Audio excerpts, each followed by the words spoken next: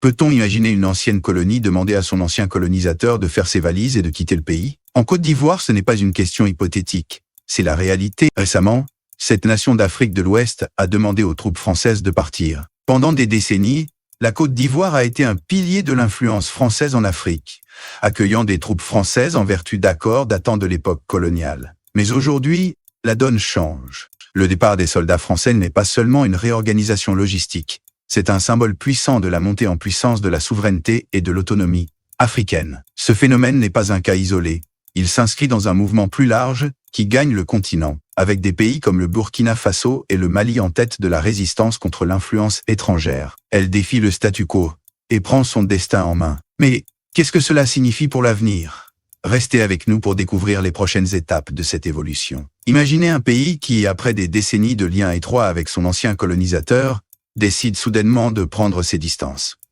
C'est exactement ce qui s'est passé en Côte d'Ivoire, où les autorités ont demandé aux troupes françaises de quitter le pays. Cette décision n'est pas seulement un geste politique, mais une déclaration d'indépendance et une affirmation de la souveraineté. Cette décision a bouleversé la communauté internationale, marquant un tournant significatif dans la géopolitique mondiale. Comme vous l'avez probablement entendu, Moscou a déjà réagi à cette expulsion.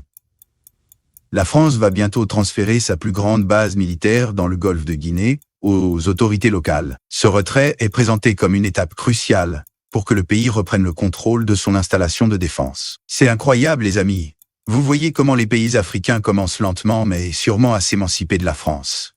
On parle ici du Niger, du Burkina Faso et du Mali. Et maintenant, la Côte d'Ivoire. Depuis des décennies, la Côte d'Ivoire représente un point stratégique pour les opérations militaires françaises en Afrique de l'Ouest, avec des troupes stationnées pour assurer la stabilité régionale et protéger les intérêts français. Cependant, la récente décision de la Côte d'Ivoire de demander le retrait de ses soldats revêt une importance majeure, s'inscrivant dans un mouvement plus large sur le continent, où les nations africaines réévaluent leurs relations avec les puissances étrangères et se réapproprient leur avenir. Ce retrait représente un véritable rejet de la dépendance et met en lumière un désir croissant d'autonomie face aux influences étrangères. Pour bien saisir l'importance de cette décision, il est crucial de revenir aux raisons qui ont conduit à la présence militaire française en Afrique, ainsi qu'au contexte historique qui a mené à ce moment décisif. Plongeons dans l'époque coloniale, lorsque les puissances européennes considéraient l'Afrique comme un immense terrain de jeu.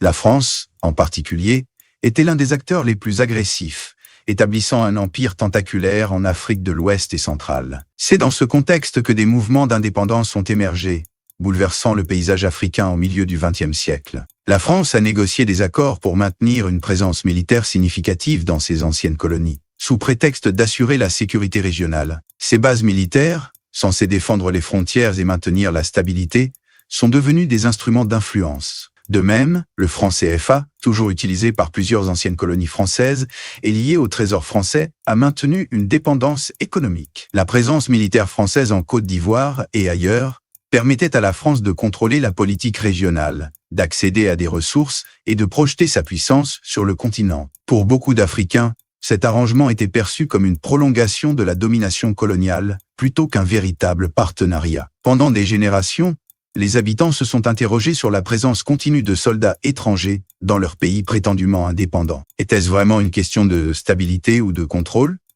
Il y a 2 semaines, des manifestations ont éclaté, avec des dizaines de milliers de personnes se rassemblant devant la base pour exiger le départ des troupes et de l'ambassadeur de France. Le président Macron a déclaré vendredi que la situation au Niger, où l'ambassadeur français est retenu en otage par la junte militaire depuis leur prise de pouvoir en juillet, est préoccupante. Les autorités militaires nigériennes ont exigé l'expulsion des ambassadeurs à la fin du mois dernier. Ces questions ont fermenté pendant des années, mais récemment elles ont éclaté au grand jour. Une nouvelle génération de dirigeants et d'activistes africains défie les anciennes pratiques, réclamant des réponses et surtout des actions concrètes. La décision de la Côte d'Ivoire de rapatrier les troupes françaises est l'un des signes les plus évidents à ce jour que les choses sont en train de changer. Il ne s'agit pas seulement de remettre en question la présence française, mais de réexaminer l'influence étrangère dans son ensemble. Prenons l'exemple du Burkina Faso et du Mali.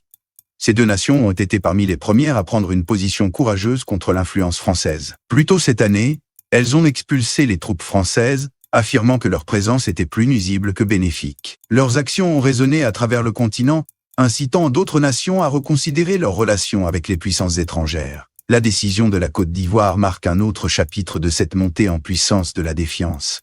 Pourquoi maintenant? D'une part, il y a une frustration croissante face au statu quo. De nombreux Africains estiment que les puissances étrangères n'ont pas tenu leurs promesses de stabilité et de développement. À la place, ils voient des conflits persistants, une stagnation économique et une ingérence politique. Cette frustration a donné naissance à une nouvelle génération de dirigeants qui osent défier les anciennes pratiques. Des leaders comme Ibrahim Traoré au Burkina Faso et Assimi Goïta au Mali sont devenus des symboles de résistance, prouvant qu'il est possible de tenir tête aux puissances étrangères et de remporter des victoires. À travers le continent, les citoyens africains, et pas seulement les leaders politiques, réclament des changements.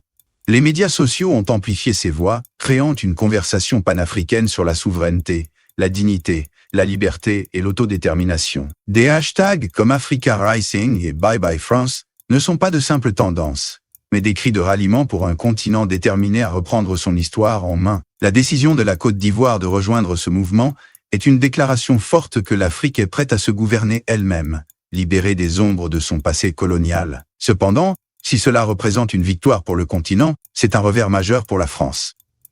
La France fait face à un moment de vérité. Pendant des décennies, son influence en Afrique a été la pierre angulaire de sa stratégie de domination mondiale. Aujourd'hui, cette stratégie s'effrite. Perdre la Côte d'Ivoire comme partenaire militaire est un grand coup symbolique. Cela montre que les anciennes méthodes de gestion des affaires en Afrique ne sont plus acceptables. Pour la France, il ne s'agit pas seulement d'un revers politique, mais d'une crise existentielle. Comment une nation qui a bâti son identité sur l'influence mondiale s'adapte-t-elle à un monde où cette influence s'amenuise? Peut-elle s'adapter à une nouvelle réalité où l'Afrique n'est plus un pion dans son jeu géopolitique, mais un partenaire à part entière? Ce n'est pas simplement la perte d'une base, mais celle de la crédibilité. Le rôle de la France en tant que partenaire en Afrique est remis en question. Et les réponses ne sont pas flatteuses. Beaucoup d'Africains perçoivent la France comme une relique du colonialisme, s'accrochant à des idées dépassées de pouvoir et de contrôle.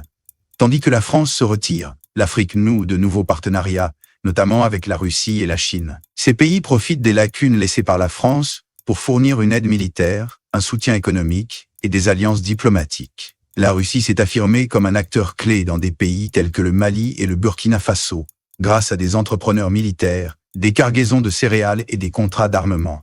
La Chine, pour sa part, suit une autre approche. Par son initiative Belt and Road, elle a investi des milliards dans des infrastructures africaines, allant des chemins de fer aux ports. Bien que controversés, ces investissements ont fait de la Chine un partenaire économique clé. Ces nouveaux partenariats marquent une transition vers un monde multipolaire pour les Africains. En diversifiant leurs alliances, ils veillent à ce qu'aucune puissance étrangère n'exerce une influence excessive. Il ne s'agit donc pas de remplacer un partenaire par un autre. Mais comment les Africains ordinaires réagissent-ils à ces nouvelles relations? Les populations d'Afrique célèbrent cette évolution bruyamment. Dans des villes comme Abidjan, Bamako et Ouagadougou, les citoyens descendent dans les rues, chantant, dansant et brandissant des drapeaux. Le départ des troupes françaises représente pour eux une libération tant attendue, leur offrant une opportunité de retrouver leur dignité et de reprendre le contrôle de leur avenir. L'importance de ce changement ne peut être surestimée. Les troupes étrangères étaient perçues comme des symboles de protection et de contrôle. Elles offraient une certaine stabilité, mais à un coût que beaucoup d'Africains ont fini par juger excessif. Des générations ont grandi sous l'ombre de cette présence militaire, se demandant pourquoi leur indépendance supposée était conditionnée par des contraintes si lourdes. Aujourd'hui, le départ de ces soldats représente bien plus qu'un simple changement logistique. C'est une affirmation puissante de souveraineté. Néanmoins, tout le monde n'est pas totalement rassuré. Bien que le retrait des troupes étrangères bénéficie d'un large soutien, il est également reconnu que le chemin à parcourir sera ardu. L'établissement de systèmes de défense autonomes,